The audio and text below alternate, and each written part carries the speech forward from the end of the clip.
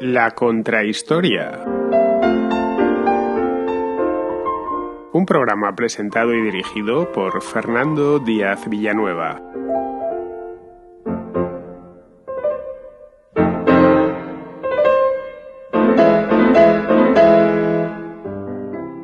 Decía Mark Twain que muchas cosas pequeñas se han hecho más grandes gracias a la publicidad adecuada.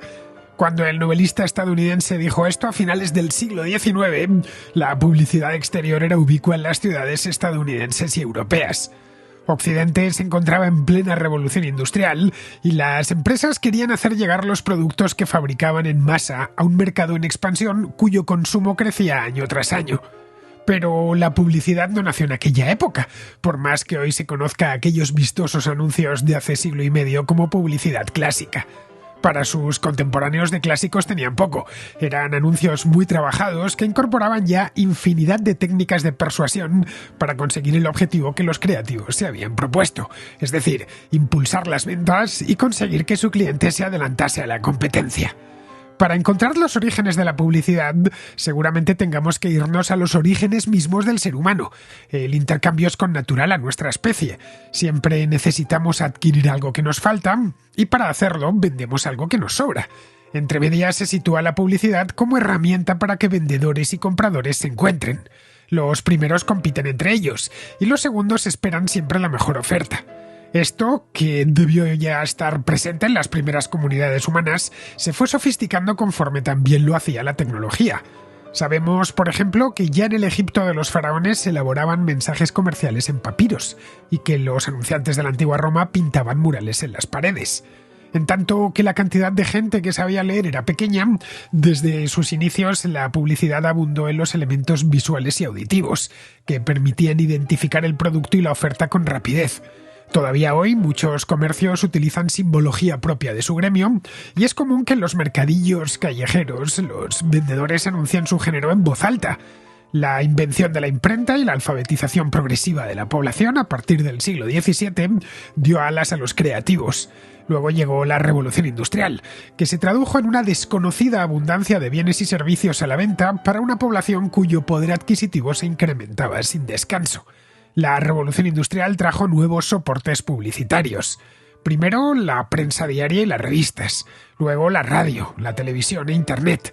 La publicidad exterior pasó de simples murales a elaboradas vallas y carteles luminosos que pronto se apoderaron del centro de las principales ciudades, creando nuevos paisajes urbanos hoy convertidos en iconos turísticos, como Piccadilly Circus en Londres, Times Square en Nueva York, el cruce de Shibuya en Tokio o la misma Plaza del Callao en Madrid. Los nuevos medios de transporte, como los trenes, los autobuses, los taxis o los aviones, no tardaron en llenarse de anuncios. Nuestro mundo sería irreconocible sin la publicidad, ese arte de los persuasores que ha acompañado a la civilización desde sus inicios. Pues bien, hoy en la Contrahistoria vamos a hablar de la historia de la publicidad. Lo haremos con María de los Ángeles Barbaró, toda una especialista en publicidad, que hace cosa de un mes me propuso por teléfono hacer un programa sobre esto mismo. Le dije que lo haría, naturalmente, pero a condición de que ella participase. Aceptó y hoy la tenemos aquí, dispuesta a tratar conmigo la evolución histórica de algo tan omnipresente en nuestras vidas que a veces se nos olvida que también tiene su propia historia.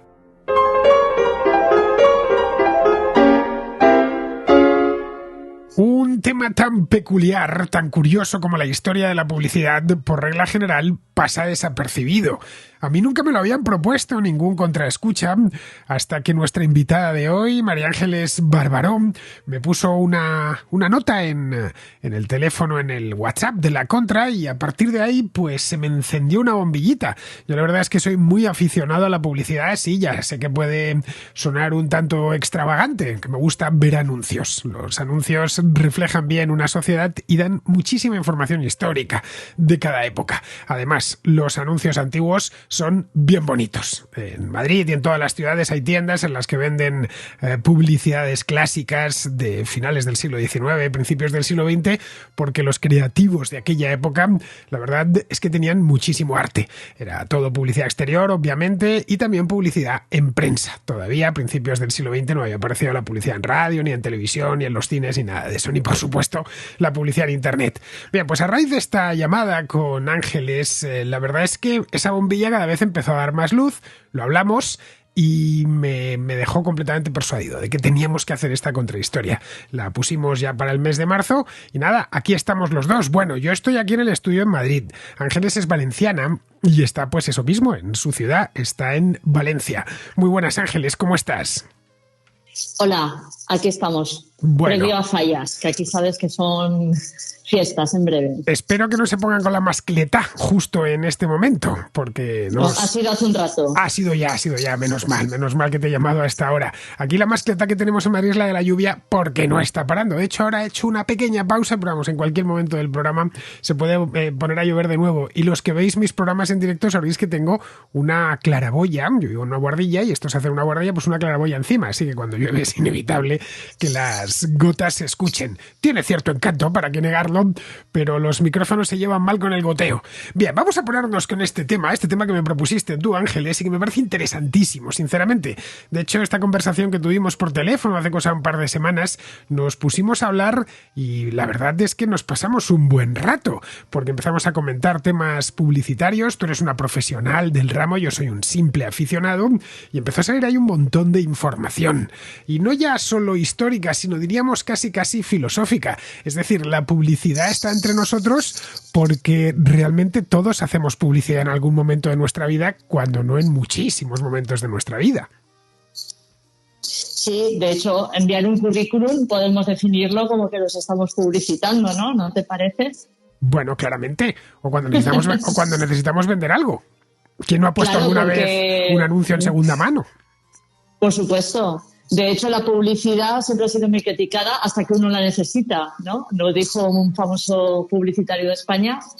Y todos necesitamos la publicidad en algún momento de nuestra vida. Ya simplemente para poder buscar un trabajo tenemos que vendernos, ¿no? Para que nos elijan y porque somos los mejores, ¿no? Para ese puesto. De hecho, estamos haciendo publicidad de nosotros mismos. Nuestra primera mercancía es nuestro trabajo, no lo olvides. Y esa tratamos de adecentarla lo más posible. Siempre, desde que empezamos a trabajar y buscamos pues que el currículum sea lo mejor posible, que aprender inglés y todas estas cosas, y a partir de ahí lo ponemos en el mercado. Así que los críticos con la publicidad, que son muchos, que critican la publicidad, es omnipresente, está por todas partes, es intrusiva, a veces no son conscientes de que estamos continuamente emitiendo señales de venta. Y es por esa reflexión breve que he hecho en la introducción, en la que decía que los seres humanos estamos incompletos.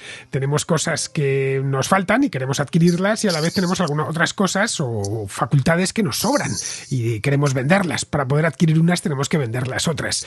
Por lo tanto, cabe la posibilidad, como hablamos aquel día, de que en la Edad de Piedra, en el Paleolítico, los seres humanos en sus primeras transacciones comerciales ya hiciesen publicidad. No se ha encontrado ningún vestigio arqueológico, pero conociendo al ser humano es lo más probable. Sí, bueno, hay ciertas tablillas que se encontraron en Roma, en Grecia, en las que ya se puede manifestar que ahí habían ciertos mensajes que se intercambiaban, sobre todo los mercaderes, los comerciantes, los que viajaban de ciudad en ciudad para poder ofrecer productos que en cada ciudad se ofrecían una serie de productos que en otras no se ofrecían. Antes no estábamos tan bien comunicados. Y sin ir más lejos, aquí podemos ir hasta a la Biblia, porque ya la anunciación del Hijo de Dios con la estrella de Belén ya se puede dar como una especie de comunicado, de una comunicación, aunque sea algo bíblico.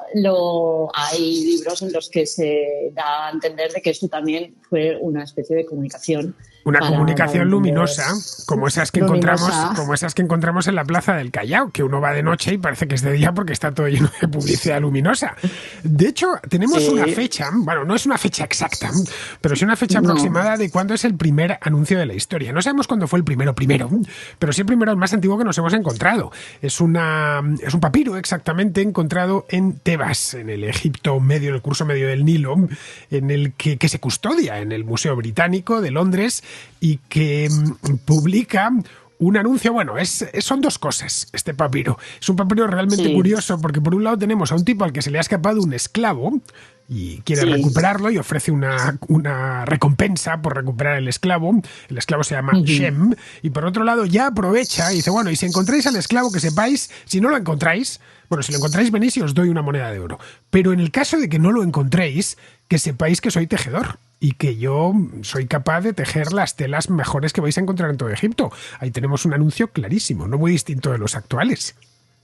Sí, además que se mantenga este papiro con lo sensible que es ese material. Alguna foto he visto en internet, pero bueno, si alguien visita el Museo Británico de Londres, pues podrá encontrarlo. Y es curioso porque ya en esa época, para que veamos que ahí ya se comercializaba, si ese papiro indica que ahí había un oficio que era el tejedor y que podíais ir a comprar sus telas, pues ya indica de que había actividad comercial, porque nosotros aquí creemos que lo tenemos todo, pero antes también existía, ¿no? Más precario, entiendo, pero también había necesidades como las hay ahora, ¿no? El comercio siempre ha estado ahí. Si yo me dedico a tejer y solo a tejer, me he especializado en el sector textil, que se llama ahora, pues lo que tengo que buscar es clientes, porque con algo tendré que comprar la comida, qué sé yo, cualquier otra cosa, cualquier otro servicio. En el caso del papiro de Tebas, lo hemos encontrado, lo encontraron los arqueólogos porque está en Egipto, y en Egipto los papiros en ciertas zonas desérticas se conservan más o menos bien gracias a la sequedad del ambiente. Si este papiro se hubiera hecho, qué sé yo, en la propia Roma, pues no se hubiera conservado porque la humedad del lugar, que por cierto es mucha en Roma, hubiese acabado con él. Pero esto nos viene a decir algo, y es que seguramente los antiguos egipcios hacían publicidad continuamente. Hemos encontrado solo un anuncio. Estamos hablando de algo de hace 3.000 años, claro.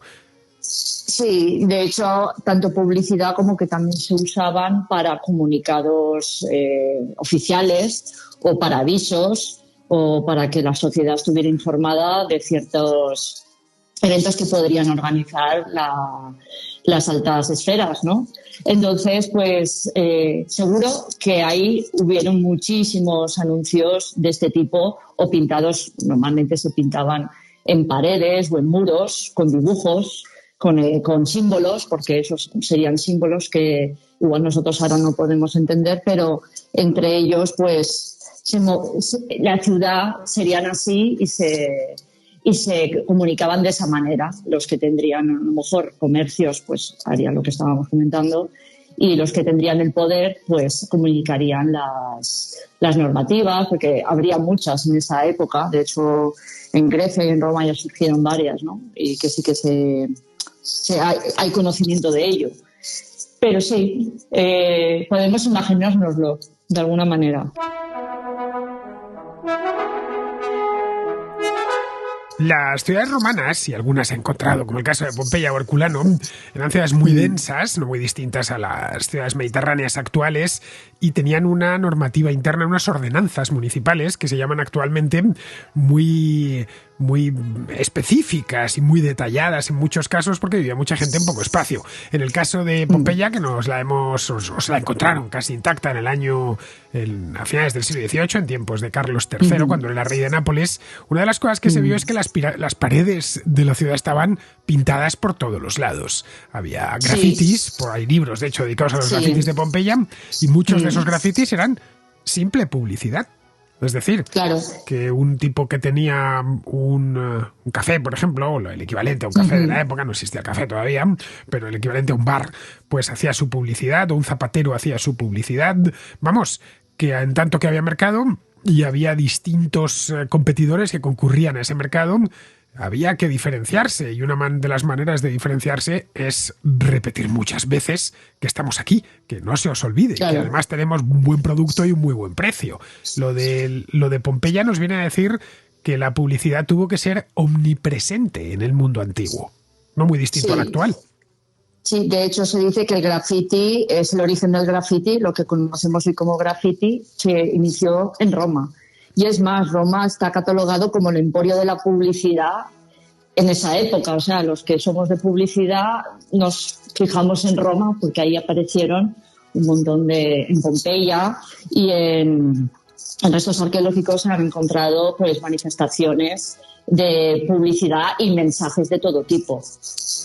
Y, por ejemplo, normativas también, porque lo que estabas diciendo antes también es así, las ciudades había que organizarlas. Y hasta hay una normativa que en un comercio, un comercio de cómo podría ser en la época, no podría sobresalir un rótulo o el símbolo que se usara, no podía ser más bajo que un hombre a caballo con una armadura. Entonces tú, si un hombre a caballo con armadura tiene una medida de 2,5 metros o lo que fuera, el rótulo o el símbolo no podía ser más bajo que esa altura, porque si no podría ser un impedimento para los que fueran a caballo en esta época. Eso para que digan ahora y se critiquen a los alcaldes. Vamos, los alcaldes han sido amigos de meterse en todo desde siempre. Tampoco es que ser alcalde sea fácil, todo hay que decirlo, porque tienes que gestionar la convivencia de muchas personas y aquellas ciudades romanas eran muy grandes. De cualquier modo, estos anuncios romanos, estos grafitis de los que hablábamos hace un momento, Ángeles, son publicidad visual. Los dos principales sentidos que utilizamos para la publicidad, digo principales, hay más sentidos, podemos utilizar el tacto, podemos utilizar el gusto, pero los dos principales, uno es la vista y el otro es el oído. Es decir, vemos un anuncio, nos gusta, el lema que ha escogido el creativo es atractivo y vamos y compramos, o por lo menos nos informamos y se nos queda metido en la cabeza. Y el otro es el auditivo. La primera prueba que tenemos de una publicidad auditiva viene de la antigua Grecia, no de la antigua Roma. Sí, de hecho eran voceadores y bueno, tienen hasta un nombre, se conocían como heraldos o querubs y daban a conocer las noticias más importantes desde la política, religión, temas de interés de la sociedad. Y también me imagino que de ocio, ¿no? Porque también en esas épocas también estaba los teatrillos y todos estos todo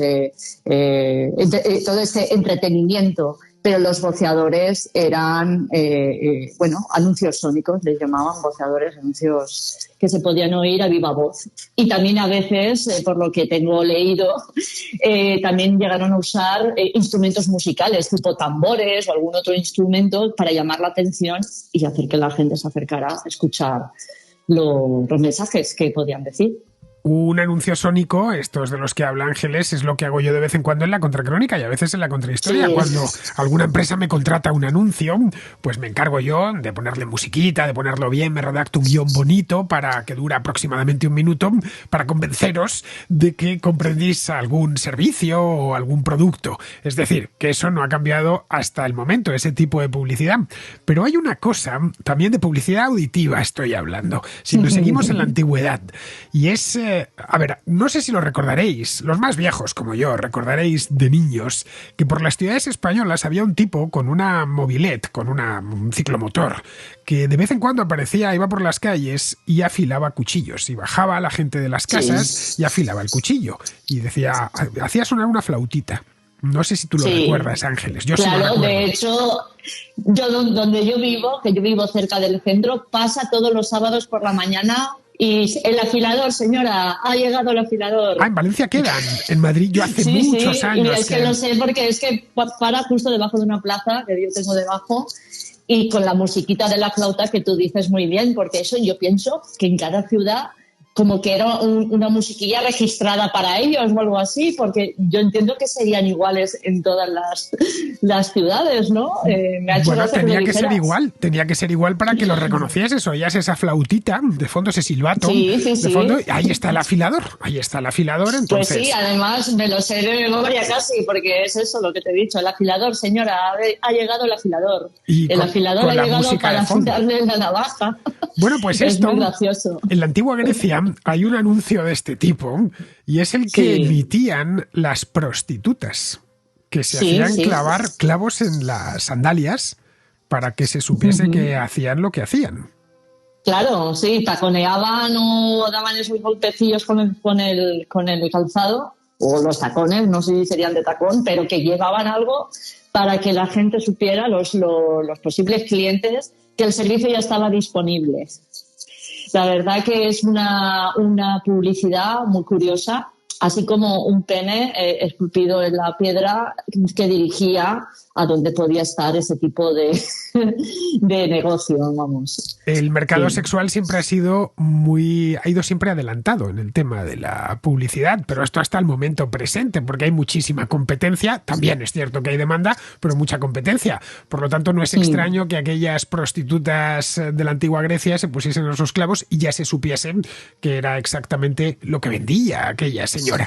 Otros que se dedican a vender ángeles desde siempre, desde la noche de los tiempos, son los políticos, especialmente en los lugares donde tienen que ser, donde no son tiranos, donde tienen que ser elegidos, aunque luego ya tiranicen a la gente, pero de entrada tienen que ser elegidos. Y tanto los antiguos griegos como los antiguos romanos tenían algo parecido a nuestras elecciones. No votaba todo el mundo, evidentemente, pero había candidatos para los ciertos puestos públicos. Y de la antigua Roma en concreto nos ha llegado publicidad electoral, incluso publicidad negativa. Tal cual. Sí, de hecho, tanto para bien como para mal, se usaban los mensajes en tablillas o escritos, o inclusive los voceadores podían anunciar mensajes políticos. Pero yo tengo aquí uno que me anoté que en plan negativo, como diciendo, a Batia no pueden votarlo más que los vagabundos. Estuvo hablando mal de ese candidato, ¿no? Y claro, se harían sus campañas políticas y utilizarían la manera de hacerlo escribiendo. De hecho, como había que sorprender, los que escribían las tablillas o estos muros, estos dibujos, los solían hacer de noche, y por la mañana era cuando se veían esos mensajes. Era publicidad negativa en sentido estricto. Tal cual, me imagino que sería tanto negativa como positiva, como hoy en día existe, ¿no? Hablando mal del candidato opuesto y hablando bien de lo que se podría hacer un candidato para poder hacer lo mejor, ¿no? Para el pueblo, ¿no? Entonces sí, habría para todo, digo yo. Bueno, en este caso, claro, evidentemente decían, yo voy a ser un cuestor magnífico, me tenéis que votar, seguro, porque voy a ser el mejor que vais a conocer en vuestra vida. Luego quizás terminaba siendo un tipo infame y corrupto, pero daba igual, lo importante era decir lo bueno que era, porque había otros candidatos. Y la idea misma de meterse, de pagar una campaña publicitaria para denigrar al candidato opuesto. Es que esto, Ángeles, lo estamos viendo en nuestro propio mundo, continuamente, en todos los países, como un partido político gasta dinero en denigrar al candidato de la oposición o al rival, y cuelga vallas de edificios, etcétera. Todo para quedar él por encima, aunque sea poniendo mal al otro.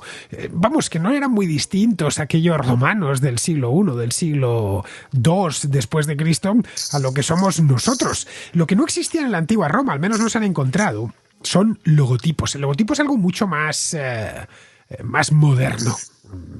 A veces pensamos que más moderno de lo que pensamos que son cosas de ayer por la tarde, ¿no? Los logotipos son más antiguos. El primer logotipo conocido data del siglo XIV. Y estos logotipos nacen ya en la Edad Media europea, partiendo de los oficios. Algo que todavía se ve. Tú cuando vas a la farmacia, lo primero que buscas en una calle, estás en una ciudad desconocida, necesitas ir a la farmacia, lo primero que buscas es el símbolo de la farmacia, que en España es una cruz. Claro, es una cruz, pero tiene un cáliz y la serpiente, y es como el veneno que cura, ¿no? Digamos, ese símbolo es un clásico dentro de lo que es la comunicación en exterior, porque al final la gente, como no sabía leer y escribir, o sobre todo leer, claro, la gente tenía que guiarse por el símbolo, ¿no? De lo que pudiera haber fuera de cada negocio. Entonces, el de la farmacia es uno de los clásicos. Ese se mantiene, pero otros, por ejemplo, el que se dedicaba a herrar caballos ponía una herradura. El que era herrero colocaba un martillo.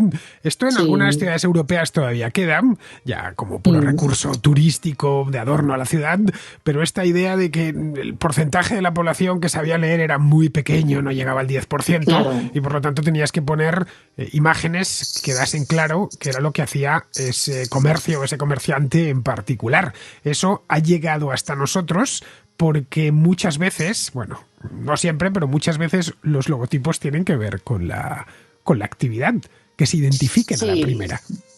Claro, y en estas ciudades de la Edad Media, que ya empezaron a surgir los gremios, pues al final, como se tenía que diferenciar por calles, porque las calles aún no estaban numeradas, al parecer, era una manera de poder diferenciar dónde estaban, porque se concentraban entre ellos, ¿no? La calle de los zapadores, la calle de los herreros, ¿no? Como bien has dicho, todo estaba como, sí que hay pruebas de que estaban concentrados en zonas, ¿no? Y se reconocían por ese tipo de símbolos que hoy en día hay muchas calles que también se pueden llamar así, pero en esa época era de esa manera, con símbolos sobre todo. El primer logotipo de la historia, según me comentabas, apareció a mediados del siglo XIV, en el año 1366 exactamente, y es para una cerveza que los más cerveceros de entre los contraescuchas seguramente conocerán.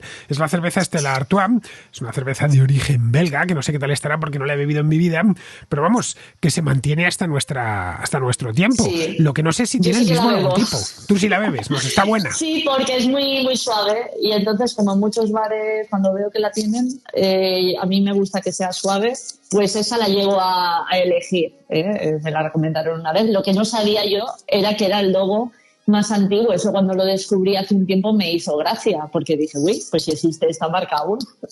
Y es curioso cómo hay marcas ancestrales de tantos años, que tantos, siglos atrás y se han mantenido.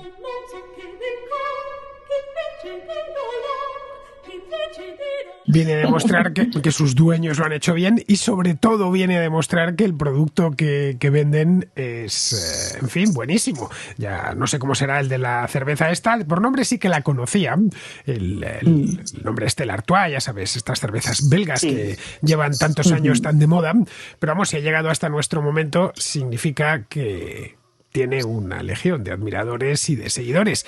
Y la publicidad se trata no solo de captar nuevos clientes, sino de mantener los que ya se tienen.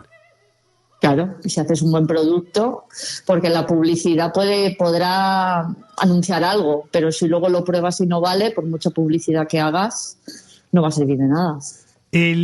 Este anuncio, mejor dicho, este logotipo de la cerveza Stella Artois, que es del año 1366, o está documentado desde entonces, vamos a meternos en harina. Esto es poco después de la peste negra, es decir, estamos hablando de muchísimo tiempo. En España estábamos en plena reconquista, en fin, que han pasado no 1000 años, pero se acerca. Y mantienen el logotipo. El tema en aquel entonces, en el año 1366, en el siglo XIV, es que reproducir, por ejemplo, cartelería era complicado porque había que hacerlo a mano. Es decir, estaban todavía atados a esa publicidad de la antigua Roma o de la antigua Grecia o del antiguo Egipto. Es decir, a base de publicidad auditiva, sónica, como decías tú antes, el cantar las bondades del producto, como hacen hoy en el rastro, o pintar murales o poco más, o colocar la actividad en la puerta. Es realmente un invento de 100 años más tarde, de mediados del siglo XV, que ya tratamos aquí en la contrahistoria hace ya tiempo, que es la imprenta lo que permite dar un salto de verdadero gigante a la publicidad, porque permite crear un anuncio y que ese anuncio lo puedas replicar infinitas veces. Sí, la imprenta es lo que marca el cambio en muchas cuestiones de la sociedad y de la historia, pero sobre todo podemos decir que la publicidad es una consecuencia de la imprenta tal cual, porque lo que hemos estado hablando pues era en comunicación, era pues eso, los pequeños anuncios que se pudieran hacer antiguamente, pero ya con la imprenta realmente ya nace ya lo que es ya un poco el anuncio, ¿no? Porque la edad moderna es la era de los anuncios, porque gracias a la imprenta ya pudieron aparecer pues los periódicos que conocemos hoy en día, que también tienen una historia bastante importante, y es en sí la base de lo que es la publicidad hoy. Sin la prensa no hubieran surgido ni las agencias de publicidad, ni los agentes, ni muchas cosas que hoy es nuestro día a día a las agencias de publicidad. Ahora lo vamos a comentar, ¿no? Pero la imprenta ha sido fundamental. Sin la imprenta no podemos hablar de lo mismo en la historia. La imprenta, o mejor dicho, la publicidad antes de la imprenta, tenemos ocasión de encontrarla hoy en el mismo rastro, en cualquier mercadillo callejero, en el que prácticamente todos los reclamos publicitarios que tenemos, y os aseguro que son un montón de ellos, son visuales, es decir, carteles generalmente hechos a mano, diciendo que los bolsos están de oferta, y un señor, el del puesto, voceando lo baratos que están los bolsos o el producto que esté vendiendo. Eso es, ahí nos encontramos con lo que fue la publicidad antes de la imprenta. Fuera de ese mercadillo es donde de pronto entramos ya en el mundo de la imprenta, en el que los anuncios que nos rodean se han creado de todos los tipos posibles, con tipografías infinitas y concebidos para repetirse de manera, bueno, pues por miles, por millones si es necesario, apareciendo ya en infinidad de soportes. Claro, hoy tenemos muchísimos, pero en aquella Europa de la Edad Moderna, estamos hablando de los siglos XVI, XVII, el problema seguía siendo que la gente todavía no sabía leer, o muy poca gente sabía leer. Es a partir del 17 cuando empieza la alfabetización, primero en los países de Centro Europa y luego ya posteriormente a partir del siglo XVIII y XIX en el resto del continente, y incluyo también al continente americano, lo que es todo Occidente. Hasta ese momento la publicidad realmente efectiva era de nuevo la gráfica, la ilustración. Sí. Se grababa una placa de bronce, por ejemplo, y se imprimía. Sí, con la imprenta ya se pudo hacer ya ciertos tipos de ilustraciones. Lo que pasa que, sobre todo, más adelante ya vino otro invento que es la litografía, ¿no? Pero si venimos a la imprenta, lo que pudo hacer es difundir más rápidamente un mensaje con la cartelería impresa. De hecho, lo usó mucho la Iglesia y la nobleza porque querían mantener su fuerza. Y les vino muy bien, ¿no? Poder hacer este tipo de propaganda, ¿no? Porque al final hay que hablar, en ese caso, de propaganda, ¿no? Vender su parte positiva, ¿no? Ellos vendían pues lo bueno que eran o sus objetivos, ¿no? Esto has abierto el melón antes de tiempo, porque quería llegar al tema de la propaganda y la diferencia entre publicidad y propaganda. Propaganda viene del latín propagare, es decir, en nuestra lengua no ha dado un salto tan grande, es propagar. Propagar generalmente una idea. Vamos a propagar esto. Lo único que ha adquirido, sobre todo en los tiempos más recientes, una connotación negativa. No siempre la tuvo. Hace 100 años la propaganda se consideraba un oficio relativamente noble. No olvidemos que el CEU en España, San Pablo, es de la Asociación Católica de Propagandistas. Hoy jamás la hubiesen llamado así. Pero en aquellos años 20, años 30 del siglo pasado, no se consideraba algo malo. Cuando llegaron los nazis al poder en los años 30, hicieron un ministerio de propaganda. Oían, ni a la peor dictadura se le ocurriría tener un ministerio de propaganda. Lo llamarían de otra manera, bueno, como lo llamó Franco, Ministerio de Información, pero no utilizar la palabra propaganda. Claro, la línea que separa la propaganda de la publicidad es muy delgada. Habría, por lo tanto, que dejar la propaganda solo para la publicidad política. Bueno, o también religiosa u otras, porque al final la propaganda lo que intenta es influir en tu opinión a través de la emoción, por ejemplo, a través de la cultura, las causas sociales. O sea, te pueden hacer un mensaje, una ONG, y te pueden pues influir, ¿no?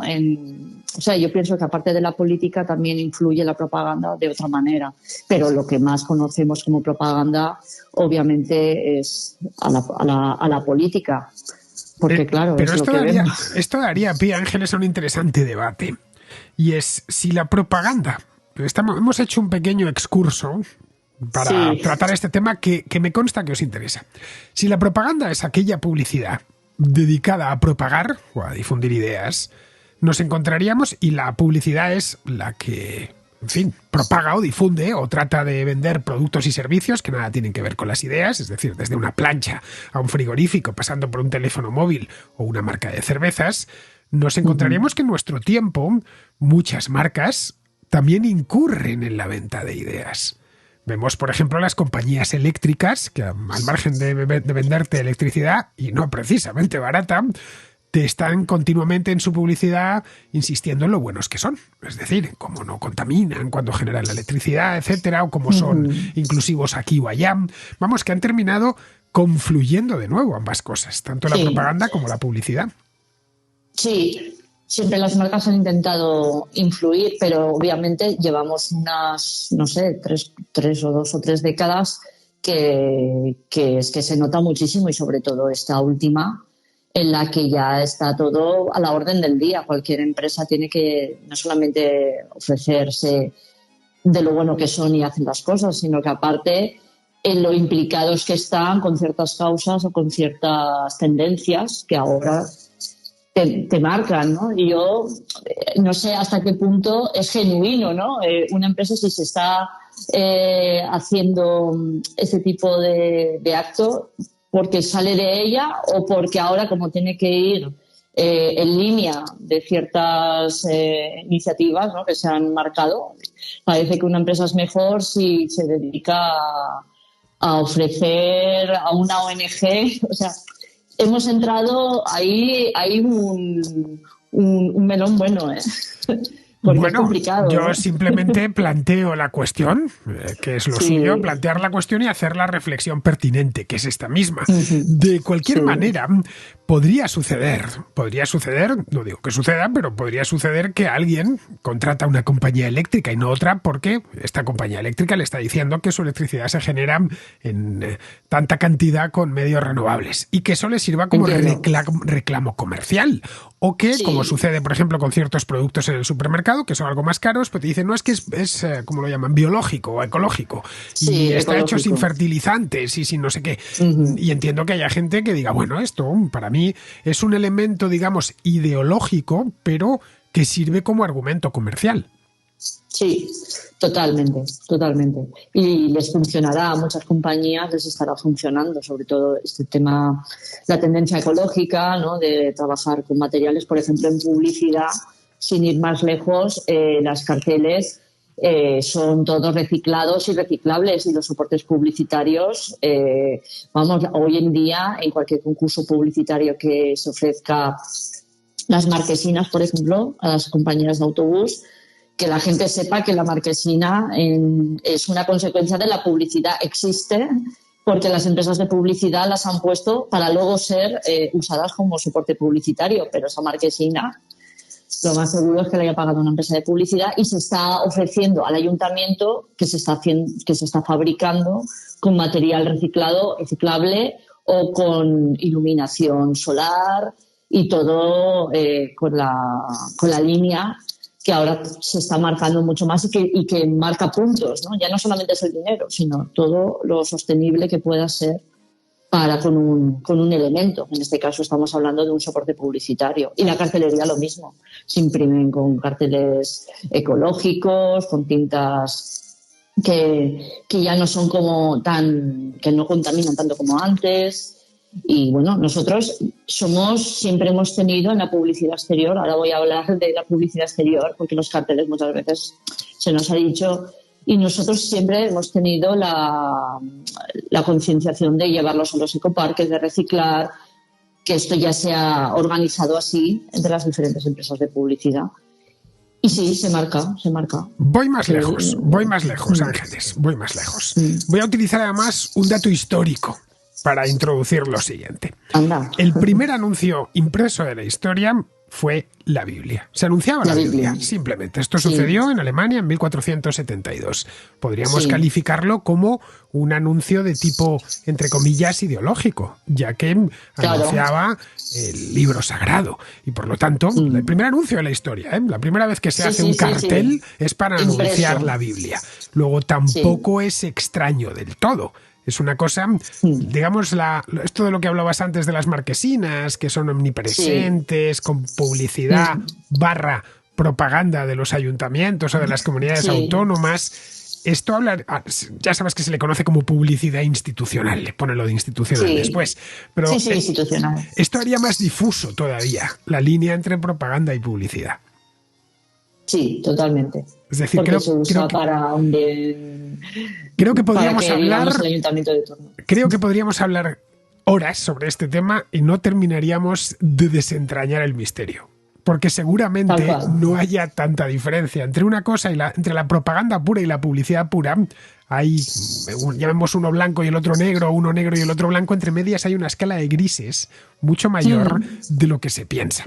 Bien, una de las cosas que trajo la imprenta fue poder poner anuncios, por ejemplo, en las publicaciones. Es decir, que las gacetas, estas primeras revistas y periódicos que aparecieron en esta época, que publicar periódicos cuesta dinero y siempre ha costado dinero. Hoy ya no hay que pagar papel, pero hay que pagar servidores, ancho de banda, etcétera. Es decir, la comunicación no es gratis. Algunos que se me han quejado porque pongo algún anuncio en la Contracrónica les explico que esto cuesta dinero hacerlo. Vamos, que yo no tengo un megáfono y me pongo a gritar por la ventana y debajo hay 30 o 40 mil personas. No es así. Comunicar siempre tiene unos costes añadidos. Bien, esos costes o se pagan como antiguamente en el kiosco, o los paga un tercero. Bueno, viene alguien y a fondo perdido pone el dinero, pero eso no es lo habitual. O los paga un tercero porque tiene también interés en el tema. Ese tercero tradicionalmente ha sido el anunciante, y esto es más antiguo de lo que se piensa. La primera publicación periódica en estar financiada en su totalidad con publicidad data del año 1704, es decir, de hace más de 300 años. Fue The Spectator en el Reino Unido.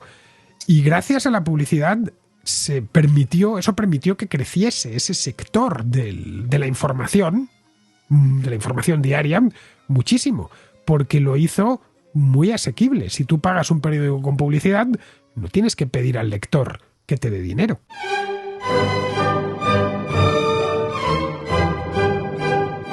De hecho, ese es el periódico que se financió íntegramente con publicidad.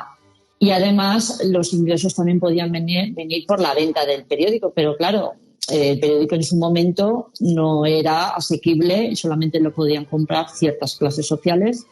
Además que tenía que saber leer, porque no todo el mundo podía acceder. Inclusive, claro, si esto llegaba a clases menos pudientes, aunque vieran un anuncio y supieran leer, tampoco podrían comprar ese producto. Es que aquí confluyen varias cuestiones. Y bueno, la prensa cuando nació lo hizo meramente como un mero anuncio, o sea, un mero soporte para informar. También se informaban cuestiones pues de nacimientos, aniversarios, incluso fallecimientos. Avisos, pero claro, avisos se les llamaba. Avisos se llamaban, hojas de avisos. Avisos, la gacetas de avisos. Se daba un gacetas aviso. De avisos. Sí, que no se cobraba por ello, que lo que ahora sería un anuncio por palabras era lo que en su momento eran ese tipo de mensajes que la gente particular podía llegar a ofrecer, o se busca personal doméstico, o sea, todo esto no se cobraba. Pero claro, las gacetas, el problema que tenía era que el poder de la época, digamos, los que gobernaban, no podían controlar, porque la imprenta era libre. Entonces, claro, ellos querían dominar. Entonces, la imprenta, con la prensa, le pusieron también mucho impedimento. Tampoco pudo evolucionar bien desde sus inicios, porque como no tenía financiación y encima el poder le marcó impuesto al timbre, impuesto al papel, también censuraba. Entonces, claro, todo eso se fue al garete. Muchos periódicos que surgieron se fueron al garete. Entonces llegó el momento en el que empezaron a darse cuenta de que si ponían anuncios podía eso financiarse, y gracias a eso la prensa pudo evolucionar hasta llegar a este periódico que hemos comentado, ¿no? En 1704. Gracias a eso, y luego ya posteriormente, a partir de finales del XVIII y ya en el siglo XIX, gracias al siguiente salto que da, no ya la publicidad, sino toda la humanidad, que es la revolución industrial. De pronto, ahí es donde ya... Claro, aparecen... donde entra todo de verdad. Claro, ya aparecen varias cosas en la revolución industrial. Aparecen, por un lado, una población que se ha alfabetizado y que se está alfabetizando a muchísima velocidad. Si hay un momento en la historia de Europa en la que se produce una alfabetización masiva, no es el siglo XVII y XVIII, que empieza de manera más lenta, sino a partir del XIX. Ya 19 y 20 es cuando los europeos pasan de no saber leer a saber leer y escribir todos sin problemas. Gracias, entre otras cosas, a la instrucción pública y a la extensión o la disponibilidad, sobre todo, de libros, etcétera, y que todos los países europeos y occidentales eran mucho más ricos. Y un país rico, pues evidentemente puede invertir en libros y en educación. Bien, los anunciantes se encuentran con que ya hay cierta estructura editorial. Se encuentran con que tienen la tecnología de la imprenta muy avanzada. Han pasado ya más de 2 siglos desde su invención y ya la imprenta no es la misma que la de Gutenberg. Y se encuentran con que se está produciendo una revolución, pero una revolución en el sentido estricto, productiva. Cada vez hay más productores de bienes y de servicios que tienen que llegar como sea a la clientela. Y ahí es donde la publicidad realmente eclosiona. Eso ya se aproxima bastante a nuestro mundo. Sí, ahí es donde ya podemos hablar de la publicidad moderna y que es la más similar a la actual. Obviamente con muchos matices, pero ahí ya la sobreproducción que generaban las fábricas ya había que sacarla y había que intentar que saliera lo antes posible, porque no solamente era para abastecer ya las necesidades básicas, sino que ya empezaron a generarse otro tipo de productos. Y también piensa que ya podíamos, en esa época ya se podía también comercializar al exterior. Ya no solamente se vendía en la misma ciudad, sino que también había movimiento de productos y se podía exportar, por llamarlo así, ¿no? Y había que anunciarse de cualquier manera y ya no solamente en tu zona de influencia, sino salir más allá. Esto trae aparejada otra necesidad, Ángeles, que es la de tener registrada la marca, que hasta ese momento no había hecho falta. Claro, porque antes se anunciaba, por ejemplo, el producto en sí. Vendías vino y punto. Vendías garbanzos y punto, ¿no? Vendías tomates, ¿no? Y entonces llegó un momento en que cuando había tanta fabricación de tantas empresas diferentes, había que diferenciar ese producto. Entonces empezó la marca a diferenciar lo que era por productos. Y empezó la competencia. Realmente con la era contemporánea, la revolución industrial, pues surgía la competencia en sí, porque antes no la habría, pero no al nivel que ya pudo llegar a generarse con este tipo de competencias entre empresas del mismo sector, claro. Y nace esto sí que es interesante. Nace además otra cosa, que es la industria publicitaria, que hasta ese momento no había existido. Existía la publicidad, claro, pero no tenía su propia industria. La publicidad era, digamos, un poco de andar por casa. El herrero que se colocaba pues un yunque y un martillo en el dintel de su herrería, o el tipo que hacía un pequeño anuncio, una naviera que tenía un ferry, pues lo ponía en el periódico local para que la gente comprase los billetes. Pero ya a partir de mediados del siglo XIX hace falta una industria, es decir, hace falta agentes comerciales, agentes publicitarios, hacen falta creativos. Claro. Es cuando nacen esos anuncios que tanto nos gustan, de los anuncios clásicos, vamos. Sí, el agente en sí empezó de una manera muy casual. En esos momentos era como se informaba de las mercancías que llegaban a la ciudad. Y entonces estos fabricantes, ¿no?, estaban necesitados de material y se informaban de los barcos que llegaban. Entonces, al final, estas hojas que se generaban con ese listado, al final se tenían que promocionar en la prensa. Y llegó un momento en que, claro, ya una mercadería, o sea, una empresa que trajera ese material a esa ciudad necesitaba difundirlo al máximo posible. Entonces ya empezaron estos agentes a encargarse de todo, porque habían diferentes periódicos, algunos incluso había que traducirlos de idioma. Ya generó realmente la necesidad y ya se dedicaban ya en exclusiva para comunicar eso. Y es más, incluso ya llegaron a hacer el diseño, ¿no?, de cómo iba a ser ese anuncio, con ese pequeño dibujo, ilustración. Y de ahí ya surge la agencia de publicidad. Llega un momento, ahí es donde en general surge la agencia en sí, que se encarga ya de todo. La revolución industrial está ya en el Reino Unido, como todo el mundo sabe, pero es en Estados Unidos, en la segunda mitad del XIX, donde esa revolución industrial alcanza sus efectos más visibles. Empiezan a construirse rascacielos, grandes factorías, grandes innovaciones industriales, como por ejemplo la fabricación en serie aparecen en los Estados Unidos, el Fordismo, y aparece también la industria publicitaria. De hecho, la primera agencia de publicidad nace en Estados Unidos y es una agencia que sigue existiendo. Sí, W. Thompson, sí. Sí. Que es una agencia famosísima. Famosísima, además llevaba la General Electric y encima tuvo que... la General Electric le obligaba que en cada ciudad donde tenía una agencia tenía que tener una delegación. Entonces, también estaba muy en muchos países. Pero la primera agencia en sí más conocida es esta, la J. Walter Thompson. La publicidad en aquel momento, estamos hablando de aproximadamente, James Walter Thompson aparece como agencia publicitaria en el año 1867, por poner una fecha y un clavo para que todos nos hagamos una idea.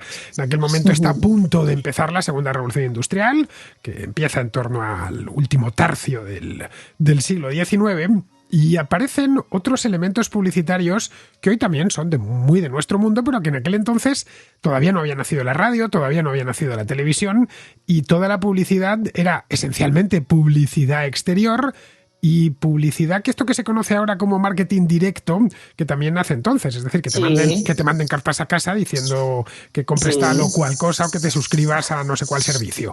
Bien, todo esto tiene como resultado, por ejemplo, que cuelguen el primer anuncio luminoso en Times Square, que es una plaza conocidísima en Nueva York, que está llena de anuncios, hoy son anuncios LED, pero en aquel momento debió llamar muchísimo la atención. De hecho, este ejemplo de Times Square empezó en distintas ciudades del mundo a llenarse de plazas así. No había la regulación estricta que hay hoy con la publicidad todavía.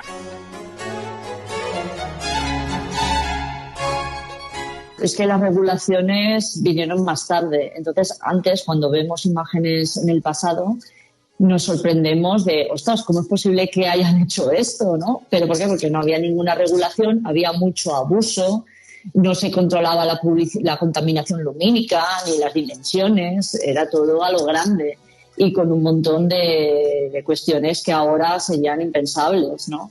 Y sí, la cuna, digamos, de la publicidad exterior nació en Estados Unidos porque la industria del automóvil, que fue ahí donde empezó sobre todo con la fabricación en línea, pues claro, generó que había que hacer publicidad en esas carreteras que existirían en esa época, rudimentarias, que no siquiera estaban pavimentadas, y surgió la valla, que la valla es el elemento publicitario más genuino que existe, porque existe para hacer publicidad, no existe para hacer otra cosa que hacer publicidad. E incluso, como curiosidad, hasta la banda de rodadura de las ruedas también tenían mensajes que se plasmaban en la calzada, ¿no? Que era de arena. Entonces, todo esto generó una industria potentísima, que es lo que es hoy la publicidad exterior. Ahora ya mucho más regulada y ya no hay tantas vallas ni tanta saturación, por decirlo, porque antes se montaban vallas una detrás de otra, igual que el cartel. El cartel también es muy típico ver imágenes antiguas con sobresaturación de carteles de todo tipo y tampoco sabes qué leer, ¿no? Hay tantos mensajes que no sabes cuál es el cual leer, ¿no? Lees todos y no lees nada. El año pasado estaba buscando información sobre la Puerta del Sol porque le han hecho la enésima obra y la han peatonalizado completamente, y algunos criticaban que no se hubiesen puesto árboles. Y la verdad es que esa plaza nunca tuvo árboles en el pasado y no los tiene evidentemente porque hay 3 líneas de metro y una de tren que pasa por debajo. Y anduve buscando fotografías y encontré una que he ido a repescarla antes de hacer el programa, de la Puerta del Sol en los años 50. Y una de las cosas que más me han llamado la atención, aparte de que tenía muchísimo tráfico, era que estaba llena de anuncios. Hoy está el de Tío Pepe, que se quedó, digamos, amnistiado por el gobierno hace muchos años, pero había uno de fundador, otro de centenario, había uno de unas bombillas de Orram, en fin, bueno, todo mal, porque hoy no se podría jamás, bajo ningún concepto, poner un anuncio de coñac encima de un edificio histórico, pero en aquel entonces era un poco la ley de la selva, y estamos hablando ya de pleno siglo XX, ¿eh? Totalmente. De hecho, los propietarios de esos edificios se llevaron mucho dinero por dar la exclusividad o los derechos de poder poner anuncios en esto. Pero esto que tú cuentas de la Puerta del Sol se replicaba en la Plaza de Cataluña de Barcelona, en la Plaza del Ayuntamiento de Valencia, en todas las plazas principales de las principales ciudades. Estaban llenas de rótulos de neón, rótulos luminosos, porque ese tipo de publicidad era, digamos, la más exclusiva. El que se anunciaba ahí daba un prestigio, que a día de hoy un rótulo te da prestigio, pero en esa época pues mucho más, porque era todo más nuevo y no estaba todo tan extendido como ahora, que sabemos mucho, ¿no?, a través de las líneas de comunicación que tenemos. Pero esos rótulos eran lo más prestigioso y era carísimo, porque claro, todo eso había que fabricarlo, que a día de hoy pasa igual, pero antes este tipo de materiales eran mucho más caros en comparación a cómo son ahora. Todo esto ahora es mucho más económico. Esta es la publicidad típica de principios del siglo XX. Antes de que se produjese o de que entrase en concurso dos nuevos soportes que también revolucionaron la industria. Uno fue el de la radio a partir de los años 20 y otro el de la televisión a partir de los años 40-50. Son dos soportes perfectos porque es como meter el cartel en nuestras casas, en el caso de la televisión, y en el caso de la radio es como meter al voceador, del que hablabas al principio, también en nuestras casas, llevarlo incluso con los auriculares puestos. Es decir, que la publicidad no hizo más que crecer. Bueno, aparte de que crecía la economía también, y crecía la población, y crecía la cantidad de bienes y servicios que se producían y se prestaban, estos nuevos canales, como la radio y la televisión, hicieron que apareciesen dos nuevas variedades publicitarias, especialmente en la televisión. Ahí es donde nace el spot, es decir, ese spot de 30 segundos que tienes que contar mucho en muy poco tiempo. De grandes directores de cine empezaron haciendo publicidad, decir mucho en 30 segundos. A mí ya me cuesta hacer vídeos de un minuto para el TikTok y los shorts. No quiero ni pensar si tuviese que convencer a alguien de comprar algo o de, suscribirse a algo solo con 30 segundos. Y además con una competencia bestial. Hoy ya es que no se ve la tele, pero antiguamente te acordarás, Ángeles, que paraban la película y metían una ristra de anuncios que te daba tiempo a irte a la cocina y hacerte una tortilla francesa. Vamos. Tal cual, yo lo he llegado a hacer. Pues eso. Y la verdad que eso lo cambió todo, porque eso ten en cuenta de que si antes uno no sabía leer y escribir, con la radio eso se terminó. La radio hizo que pudo todo el mundo entender lo que se hablaba y lo que se anunciaba. Entonces hizo un bien muy bueno, ¿no? Fue un invento extraordinario para la divulgación y para la publicidad y la comunicación en sí. Se convirtió en un arte en sí mismo. No les gustaba, que sepas que al inicio no querían que hubiera publicidad. Querían que fuera como simples contenido de informativo o charlas, coloquios que se hacían, pero no estaba bien vista la publicidad, pero llegó un momento en que no tuvieron otra que hacerla, porque si no, no podían subsistir. Yo no vine a hacer la radio, pero sí vine a hacer internet.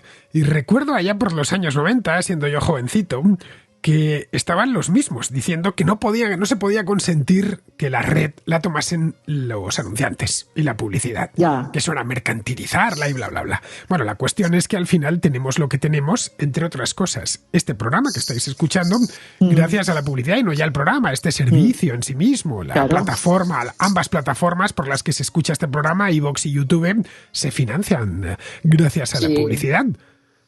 Claro, y de hecho democratiza todo, porque tú puedes comprar una revista por €1 y vale €1 porque tiene publicidad, porque es que si no podría valer €1, no, es imposible. Entonces puede acercar todo a todo el mundo, porque vale lo que vale, y incluso la televisión. Si no hubieran anuncios, no podríamos tener ni tantos canales de televisión con estos programas de todo tipo que se puedan hacer. No existiría, no podría ser posible, porque no puedes vivir todo de publicidad institucional. Tienes que tener anunciantes. La televisión, de hecho, fue el principal soporte publicitario durante mucho tiempo, más de medio siglo. Desde los años 50 del siglo pasado hasta bien entrado este. El soporte publicitario predominante es Internet en sus distintas miles de formas, pero es donde más dinero se va, ya sea redes sociales, ya sea vídeos de YouTube, plataformas de televisión a la carta, etcétera. Pero esa televisión lineal con la que nos criamos tú y yo, que nació por lo menos en España en los años 50 y que era todopoderosa ya a finales de siglo, se convirtió en el soporte fundamental. Acceder a la televisión era lo difícil para los anunciantes. Era la marca que se podía anunciar era realmente la marca grande o la empresa grande. Sí, porque lo tenía todo, desde imagen, sonido, música, lo tenía todo. También que sepas que se grababan anuncios en directo y se hacían concursos de voces, bueno, eso en la radio, se hacían hasta concursos de voces, ¿no? Pero con la televisión, con solamente un anuncio, te da una difusión, una cobertura que te estaba viendo toda España. Y antes hay que pensar que solamente habían dos canales de televisión. Entonces, estos programas famosos, típicos, que yo he llegado a ver también, el 1, 2, 3, estos programas que fueron tan famosos, el que veía ese programa, el que salía en anuncio en ese programa, lo veían de repente 30 millones o 20 y pico millones de personas de un spot. Entonces, claro, eso tenía una fuerza espectacular y a día de hoy también la ve, pero es verdad que la televisión tiene ahora más competencia y tiene más maneras de verla. Ahora mucha gente ve la televisión online, no la ve. Hay gente que no tiene televisión en casa, entonces eso ha cambiado mucho, pero tuvo una fuerza espectacular. Bueno, y tendríamos que meter en la siguiente revolución que sufrió la publicidad, que es la última hasta la fecha, que es cuando entra Internet en juego a finales de los 90. Al principio la publicidad en la red era muy poco efectiva, todo hay que decirlo, eran aquellos banners. ¿Recuerdas? Entre otras cosas porque éramos pocos los que navegamos por Internet en el año 95-96, pero eran aquellos pequeños banners en muy baja resolución, que no tenían un impacto muy grande. Pero conforme fue avanzando ya este siglo, terminó tomándolo todo, hasta el punto de que hoy, y ya gracias a los algoritmos, como bien sabes, no tenemos ya una memoria publicitaria compartida. Esto que comentabas tú, en los años 80, todos los españoles veíamos los mismos anuncios y nos conocíamos las tonadas, los jingles, los lemas publicitarios. Yo sé distinguir a alguien de mi generación porque tenemos la misma memoria publicitaria. Si yo digo un lema publicitario, él o ella lo reconoce en el acto. En cambio, si hablo con una persona que es 20 o 25 años más joven, ya no lo reconoce. Bien, ahora la diferencia es que los anuncios nos persiguen y van personalizados. Tú no ves los mismos anuncios que veo yo en YouTube, por ejemplo. Claro, porque están ya dirigidos a ti, porque ahora ya es el perfil de una... Yo soy un perfil, tú tienes otro, y entonces a ti te reconoce como un varón de tanta edad que vive en Madrid, o sea, tú estás geolocalizado y a ti te llegarán impactos diferentes a los que me lleguen a mí. Y además no podemos tener los mismos impactos. Quiero decir, yo a lo mejor tú verás anuncios que yo jamás voy a ver y al revés, ¿no? Igual a mí me llegan anuncios que tú pues no sabes ni que existen. Y en el pasado lo bonito que había era eso, porque un anuncio duraba años. O sea, tú puedes ver un anuncio y del pasado, y a lo mejor se emitió en todos los años 80, todos los años 90, el mismo anuncio. Y hoy en día es que el anuncio cambia en tiempo real. Tú ahora ves un anuncio y mañana igual ese anuncio ya no es el mismo anuncio ya no es como lo viste ayer, ya tiene otro tipo de mensaje, otro tipo de color, ya han cambiado todo, porque cambia todo en el momento. Esto ha cambiado muchísimo. En cierta medida, lo que se ha ido haciendo la publicidad es, y hemos empezado con el papiro de Tebas, es cada vez más efectiva. Hasta el punto de que existe, y a eso ya hemos llegado, de que existe un conjunto de mensajes publicitarios diseñado para cada persona, o al menos para cada persona que está conectada. Por lo menos en la publicidad online. Otra cosa distinta es la publicidad exterior en la calle, que es así, la tenemos que ver todos, porque todos son los mismos, los mayores, los jóvenes, los hombres, mujeres, todo, andamos por las mismas calles. De cualquier manera, en la publicidad exterior, evidentemente, sí hay cambios regionales. No se anuncia lo mismo en Cataluña que en Canarias, y por supuesto no se anuncia lo mismo en Estocolmo que en Miami. Pero la publicidad exterior nos recuerda, a pesar de de las infinitas regulaciones que tienen, nos recuerda esa época dorada de la publicidad exterior de principios del siglo XX, al igual que el rastro, cualquier mercadillo, nos recuerdan esos mercadillos medievales o esos mercados romanos. Cada vez que la publicidad ha dado un salto tecnológico, siempre ha dejado algo atrás. Sí. Que se ha mantenido. De hecho, sí, la publicidad exterior es muy agradecido el papel, ¿no? Quiero decir, yo lo veo con mis clientes porque me dedico sobre todo a hacer esto. Y ahora se ha transformado en un soporte digital y también compramos, igual que se compra la publicidad online. Nosotros podemos comprar por perfiles, ¿eh? O sea, los soportes publicitarios digitales en calle ya tienen ya están medidos por ciertas cuestiones y también porque al lado de un soporte pasa gente que a través del Bluetooth del móvil más o menos podemos saber qué tipo de persona. Entonces todo esto ha cambiado, ¿eh? La publicidad exterior se puede hacer también optimizada a un cierto perfil o incluso hacer campañas por horarios. Quiero decir, si queremos anunciar un restaurante, pues podemos elegir hacer un anuncio de 7:30 de la tarde a las 11 de la noche o 10 de la noche y poner un anuncio diferente en una zona del centro que en una zona que hay un grupo de locales de gente joven, ¿no? Pubs o un estadio de fútbol. Podemos hacer diferentes anuncios en diferentes momentos del día, ¿eh? Ahora esto ha cambiado, ¿eh? Pero también se mantiene el cartel tradicional, el papel, que es, digamos, una continuidad de lo que podemos ver en Internet, en la televisión, en la prensa o lo podemos escuchar en la radio, porque yo defiendo lo bueno que yo tengo en el sector de la publicidad exterior es que somos el complemento ideal, y aquí en España, por nuestras costumbres,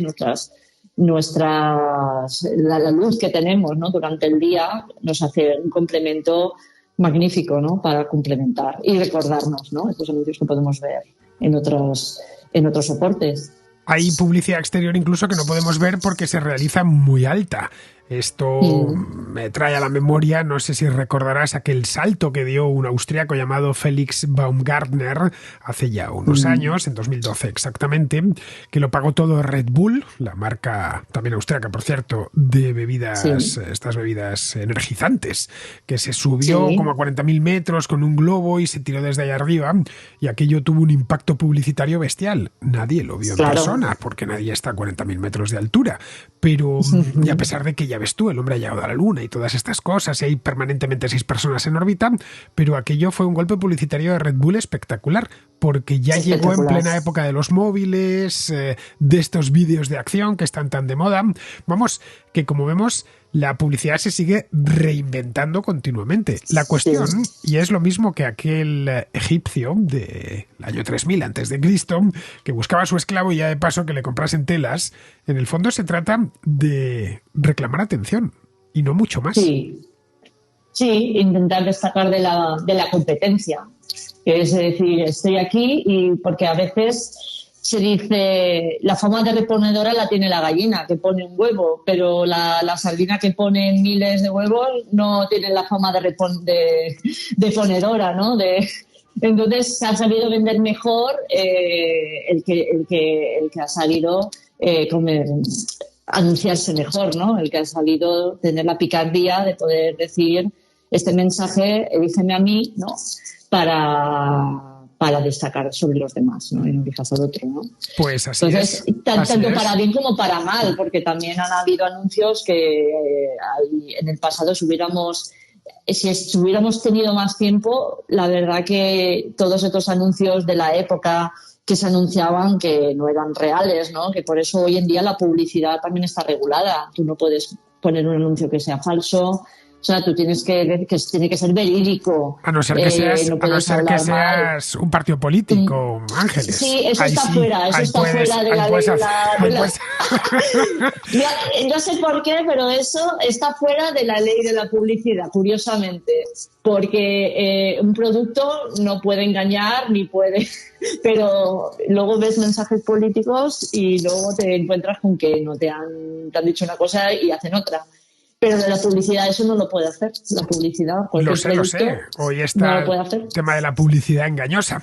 Muy bien, pues llegamos al final y llegamos con cómo hemos empezado en la introducción. Esto que decía Mark Twain, ¿no? De que muchas cosas pequeñas se han hecho grandes gracias a la publicidad y la que se ha hecho grande en sí misma es la propia publicidad.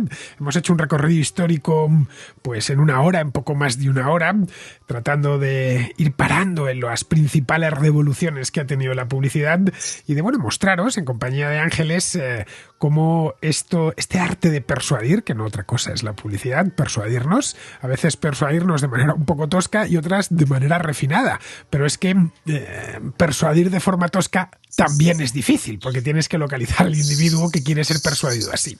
Así que nada, con esto ya vamos a terminar. Muchísimas gracias, Ángeles, por habernos acompañado. Gracias a ti por dar esta voz a la historia de la publicidad.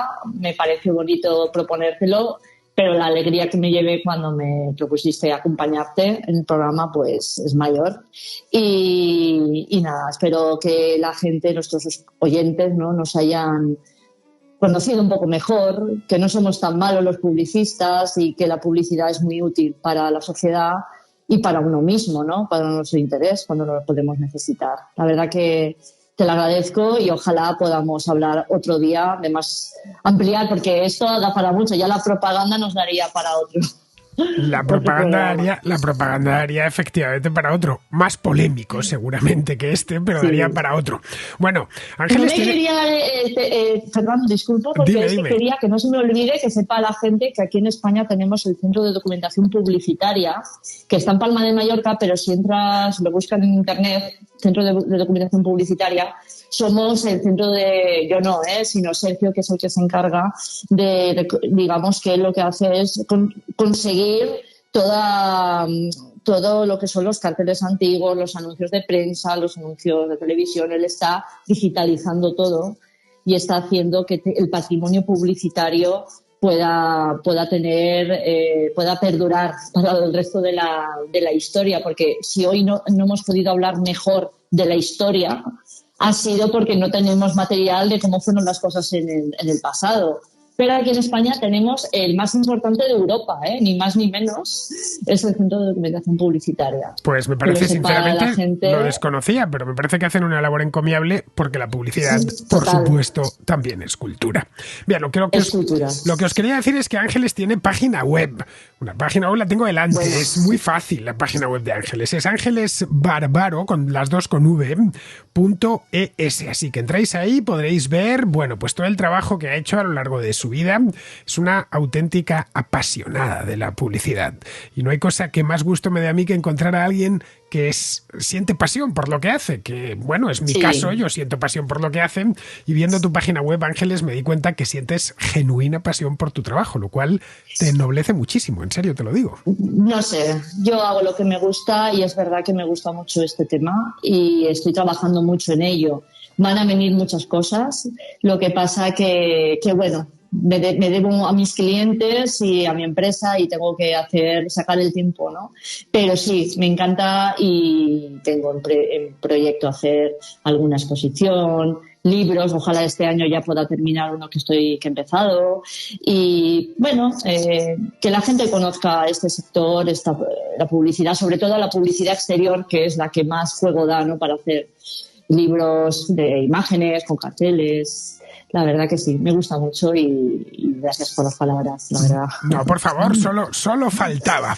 Bien, queridos amigos, pues aquí ya vamos a terminar la contrahistoria de hoy. Espero que haya sido de vuestro agrado con este tema. Ya sabéis que trato temas curiosos de vez en cuando y no os voy a engañar. Son los temas que más me gustan, pero con diferencia, con diferencia. Cuando, no sé si recordáis, hace tiempo que hice una historia del café. Pues esa historia del café, algo tan tonto como el café, o mejor dicho, algo tan importante como el café, es de las contrahistorias que más oyentes ha tenido desde el principio de este programa y ya la cosa va para 500 programas.